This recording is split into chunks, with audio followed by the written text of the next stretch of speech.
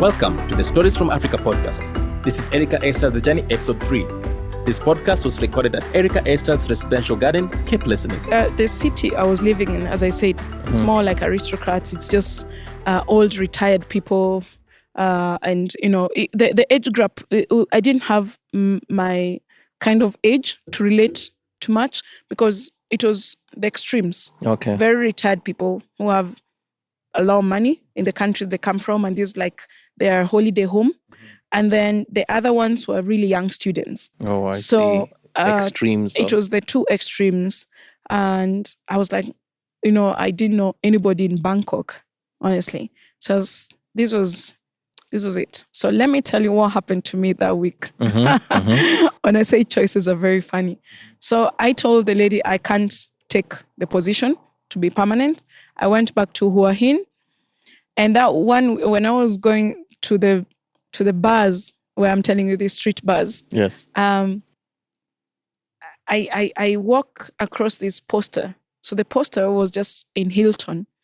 I think, it was in Hilton. And you see there's a fashion event happening. There is a beauty, fashion and everything happening. I look at the ticket price. Do you know what the ticket price was? What was it? Basically, I used half of my salary to pay just for one ticket. You call me mad, but that was my choice. So, for example, you earn 30,000, yeah? And then there's an event which is 15,000. One ticket? Yeah, just a ticket to get there.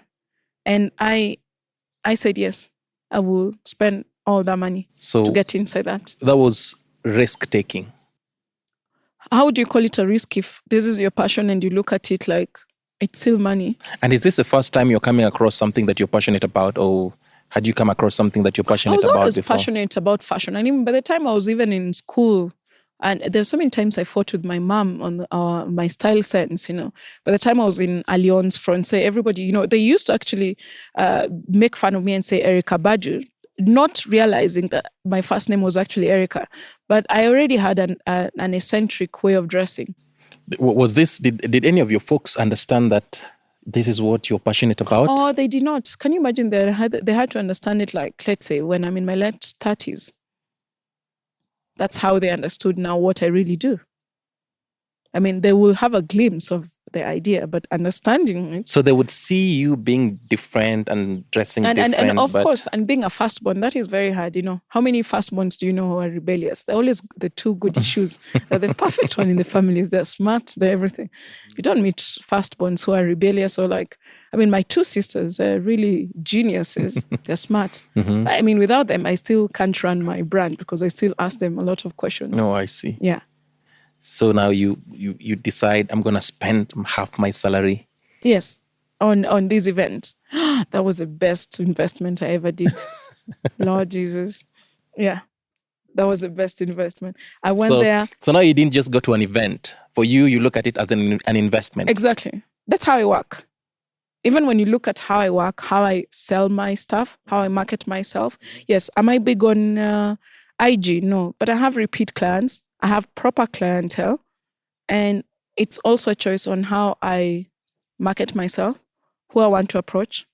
And I also want to save a bit of my space for myself with the people who really see my vision.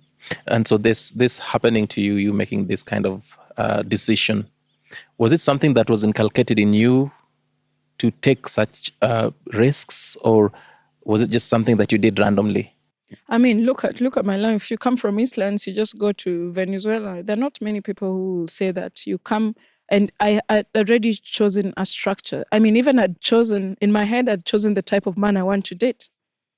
I was like, it has to have proper manners. I'm like, I didn't like Sheng. I mean, my mom used to beat us. You couldn't speak Sheng in the house. How are you from Eastlands and you don't like Sheng? No, true story. We were brought up that way. When my mom will come back to the house and she will always say, you either speak proper English here or you speak good Swahili. I mean, she's a Luo, so her English was better than her Swahili. So then, you know, you go to school and that's where you do learning. But my mom, every weekend, you'll have to fill in the crossword puzzles before you go out and play. Yeah. As kids? Yeah. You have to, I mean, yeah. That's okay. So And this is what I learned. It's not where you're born. It's not where you're born. I see. That's what I'm saying. When I keep on talking about limited mindset and growth mindset, is very different. Just because you're in this space, my mom did not allow us to have this. I mean, at that time, I knew some of my friends in college. They will date all these touts. That time it was the time when they're sagging their baggy jeans and everything. Oh, and that is something very common in Eastlands. Yes, it was repulsive for me. Oh, I see. Pull up your pants. It was repulsive. And you can imagine at that age, I found it repulsive. But all my age mates were dating all these, because for them it was like, this is it. And I'm like, this is not it. Yeah. Wow. Okay. So that's why I believe it's not, yes, your surrounding affects you. It affects how you think. Your environment will do that. But sometimes when you, like my parents were very strong and my parents had a very different way of thinking, that also helped me to find myself. So I would also want to find out now, considering that you had stayed in Kenya and now you have traveled a bit, you're in Cambodia right now. Yeah. But now the question is, what did you find that was different between Kenyans and how we behave and how we interact with each other that is different when you're out there? So I wouldn't speak because, I think maybe most people listening to your podcast, they have lived mostly in Europe, America. I lived in Asia. I lived in Southeast Asia. And I lived and working for Singaporeans, Hong Kong. I traveled to Russia. I worked in Moscow for a bit. I even worked in India for 2 weeks. So, I mean, at that time when I was working, I was more of a stylist and a personal shopper. But when you look at when you look at Asians, there's a kind of respect which is there. When my sister and I talk of our experiences, it's very different. She studied in the US. It was very hard for her when I listened to the stories she has compared to me. So Asians are more in the classism sector than racists. The racism. They practice classism. But, if you want to put all this in a box, as I said, the limited mindset and the growth mindset is very different. We're still in Kenya. I can still go to Kibera and, I can go through tribalism. Yeah, there's a lot of tribalism. So why will I say these people, somebody will not like you for your color, okay? Somebody will not like you. But in Asia, what is there is mostly classism. Oh, I see. Yeah. So what happens when you get to Cambodia now? Also, of course, I went to Cambodia. The usual doings, get my visa, wait for it, Life there is very different because when you're in the border, it's very, you see it like very village life, but things are happening, casinos are happening, food street is happening and everything. What do you mean by village life? It is busy and dusty and not well developed. Cambodia is not developed. I mean, it's two extremes when you compare Thailand. Thailand is really, really well. It's in the first world. Yeah, I mean, if I want to put it there, then when you live out of Bangkok and you see it very differently. So I never went to Phnom Penh, the capital itself, but I'm talking about the borders. Oh, yeah, it's very different. Yeah, okay. So, I mean, that's what happened. I came back and I was just telling you about this ticket I bought. And I was like, I'm going to look fabulous for this event. I went to this event. I've never seen an amount of beautiful men and women in one space. It's like, it was shocking. And also you feel very insecure about yourself. And yeah, so the good thing, they all liked my fashion sense. So to help us understand, what did you do to your fashion? What did you make something? Did you buy something? I didn't. I bought something. Actually bought something from this old granny. I was very attached to her. I know her. So this woman, we never used to talk. Have you ever, I don't know who has ever practiced this. Maybe somebody's listening to this. I have never had a conversation because we didn't have, she was like 80s. Or going to 90s, yeah? Yeah. Okay. And there I am in my late 20s. We were sitting down for 2 hours. 1 hour is probably eating, and I'm sitting at her store. But I always felt so comfortable. Okay. Like, why was that? She reminded me of my grandmother. Oh, I see. But secondly, it was just because how will you sit down with somebody for this amount of hours? don't have any language connection, but you have an energy connection, but you're very comfortable there. So so I went to her, and I think she understood what I was looking for. Then she's like, look for there, because she always brought these unique things, secondhand and new brands. I think it's her daughter used to make her work, if I think of it. But she was very nice. So I got something from her, and that day I decided that I'm going to be driven, because when I was living in Huahina, I used to drive my own motorbike.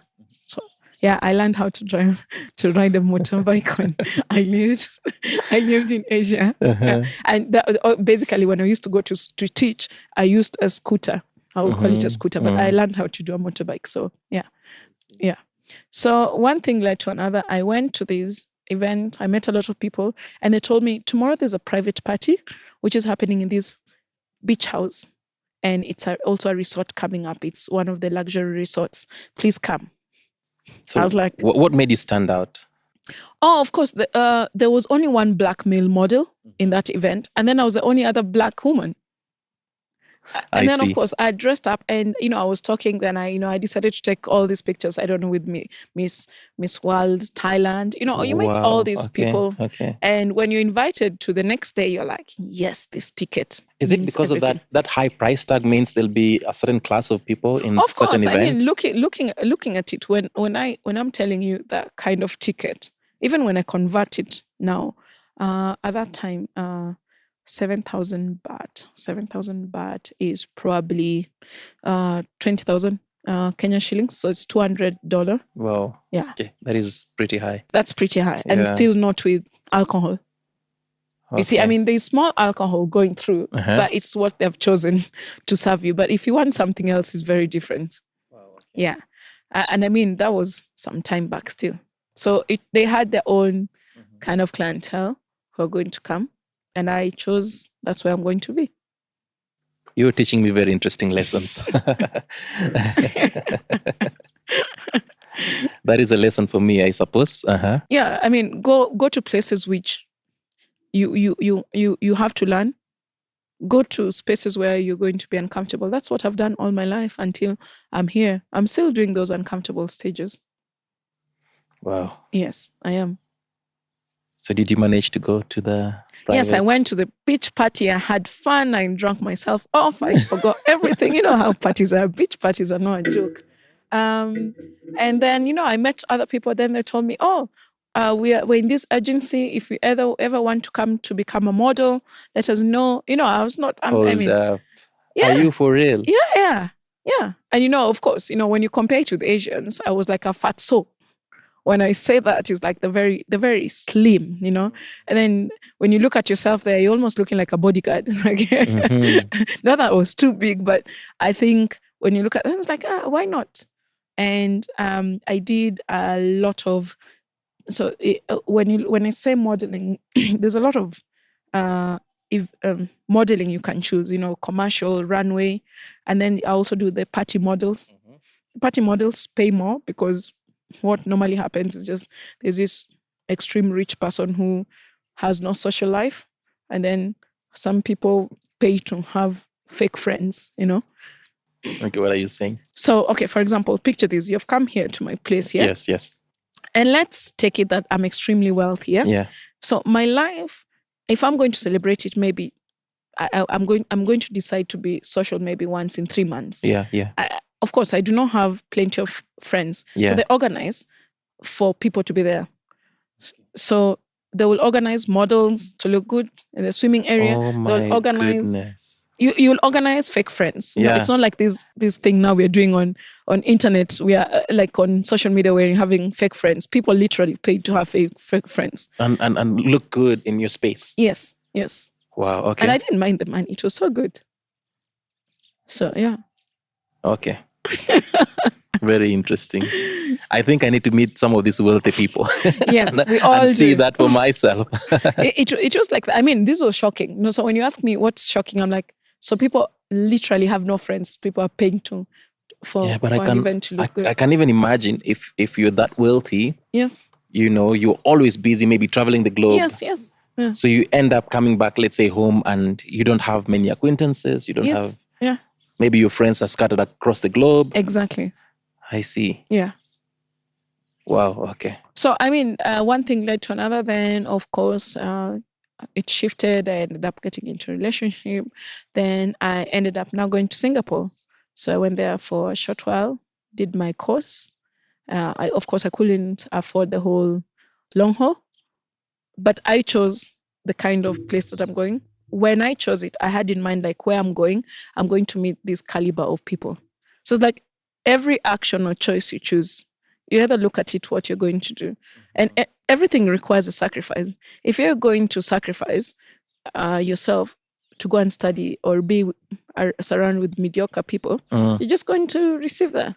So when I was looking at myself, I said, I don't have this much, but if I go there and I can study for this amount of semester, what am I hoping to achieve?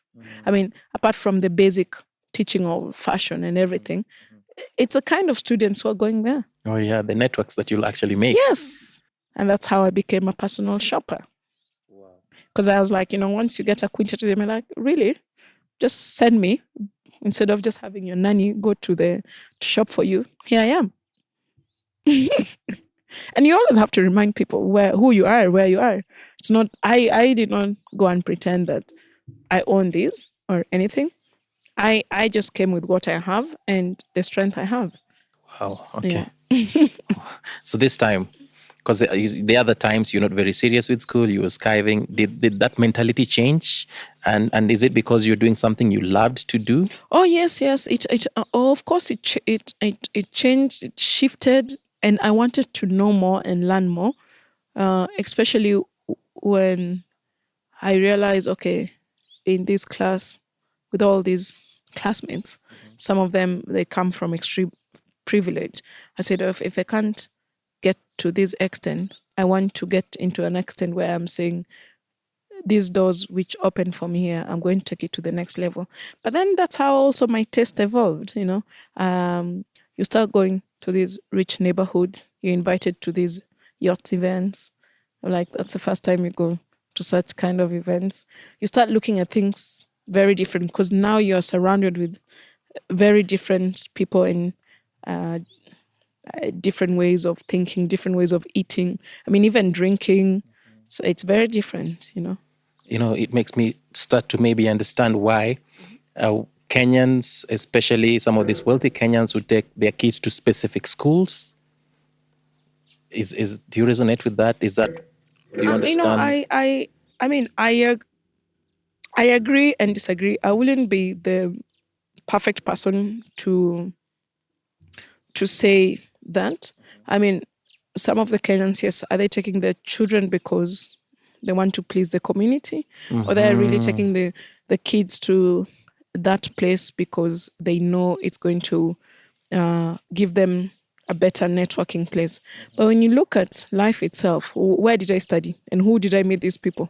Yeah, but that's later on in life. Yeah, it's still later in life, but at the end of it, even when you take them to school, it's still later in life. Oh yeah. You can still take your kid to Yale, hope for the best. Because you don't know what they're going to do with the education you have handed them.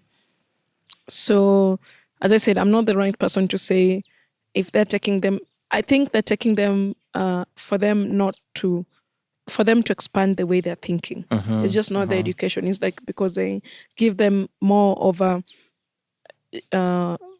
freedom, and they also pay attention to the details of the kids. Okay. Yeah, that's what I want to believe. So where was it again? Where are you now? So in Singapore, spent some months there. Then, of course, came back to Thailand because I really had connection with photographers, with agencies. So you made these connections in Singapore? Yes. And did you finish your classes? I couldn't finish the long haul. I couldn't afford the whole thing. I paid what I could to get me connected to. Who was advising you at this? I didn't have an advice. I think I got this from my grandmother. We call it natural wisdom, and my instincts are also very strong. It's just knowing, you're not taught. It's like when somebody says I'm street smart compared to somebody who says I'm book smart. they work very differently. But if you're working from a place of, you don't know where it's coming from, but this is very organic. It's raw intelligent, I call it. I see. It has not been conditioned. It's seeing, you're able to see things differently from what other people would. Yes, I always have that. Yeah. So that has always been my surviving strength. I mean, I can sit down in the streets of any place and really, get along. I can sit down with the princess of somebody and really get along. I believe so. I see. And yeah, it's just... So where does the story go from here? So where does the story go from here? Come back to Thailand, work some years in the fashion industry. So now you started working in the fashion industry. I started working in the fashion industry.